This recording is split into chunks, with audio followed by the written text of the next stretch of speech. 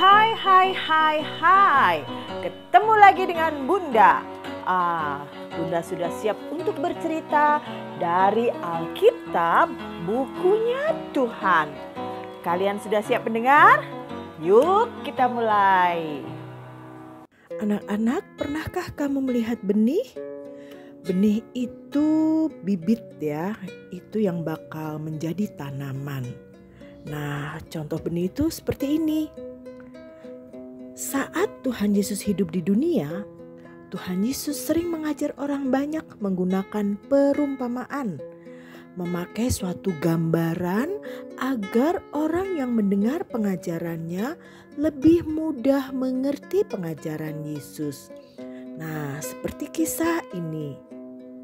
Suatu hari Tuhan Yesus duduk di tepi danau dan banyak orang datang mengerumuni Yesus. Mereka mau mendengar pengajaran Yesus. Karena banyaknya orang yang datang, Yesus akhirnya duduk di atas perahu. Lalu mulailah Yesus berbicara melalui suatu perumpamaan tentang seorang penabur. Suatu hari ada seorang penabur yang menaburkan benih. Benih itu bibit. Benih-benih itu ada yang jatuh di pinggir jalan. Lalu datanglah burung memakan benih-benih yang jatuh di pinggir jalan tadi. Sebagian benih-benih ada yang jatuh di tanah yang berbatu dan tanahnya tipis. Nah, benih itu dapat tumbuh dan karena tipis tanahnya kurang dan teriknya matahari, maka matilah benih itu. Sebagian benih-benih itu ada yang jatuh di tengah semak duri. Benih-benih itu tetap bisa bertumbuh, tapi karena bertumbuh di tengah semak duri, maka benih itu terhimpit dan akhirnya benih itu mati. Nah, sebagian lagi ada benih yang tumbuh di tanah yang subur. Wah, luar biasa, benih itu bertumbuh subur dan berbuah banyak sekali. Anak-anak, arti dari perumpamaan ini adalah benih itu gambaran dari firman Tuhan.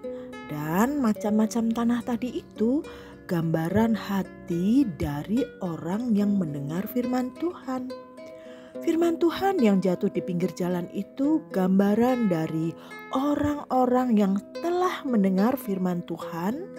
Datanglah si iblis mengambil firman Tuhan dalam hati orang itu. Jadi sia-sia saja firman Tuhan tidak dapat diingat. Sama aja firman Tuhan itu masuk telinga kanan dan keluar telinga kiri. Benih yang jatuh di tanah berbatu tadi artinya orang yang telah mendengar firman Tuhan, mereka menyimpan dalam hatinya. Tetapi ketika datang masalah, orang itu tidak kuat menghadapi. Bahkan ketika datang pencobaan yang sangat berat, mereka memilih meninggalkan Tuhan Yesus. Lalu benih yang jatuh di semak berduri artinya orang yang telah mendengar firman Tuhan dan menyimpan firman Tuhan dalam hatinya. Tetapi mereka selalu memikirkan dirinya sendiri, hidup senang-senang tanpa peduli orang lain. Dan ketika ada masalah, mereka menjadi khawatir.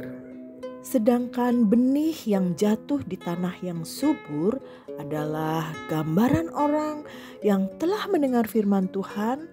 Mereka menyimpan dalam hatinya dan melakukan firman Tuhan itu. Sehingga mereka makin mengenal Yesus, mereka memiliki kasih Kristus dan mereka menjadi berkat bagi orang di sekitarnya.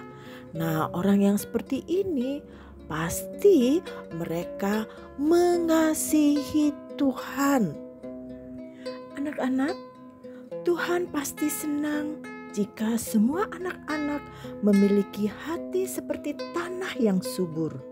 Firman Tuhan yang didengar dilakukan dalam kehidupan sehari-hari agar semua anak menghasilkan buah, memiliki karakter Kristus dan menjadi berkat bagi orang-orang di sekitar. Nah anak-anak, itu tadi cerita Bunda. Kalau kalian suka, kalian boleh like. Dan yang belum, silakan subscribe ya. Kamu juga bisa share ke teman-teman yang lain. Supaya banyak orang yang bisa mendengar cerita tentang Tuhan dari Alkitab, bukunya Tuhan. Oke, sampai ketemu di cerita selanjutnya. Bye-bye.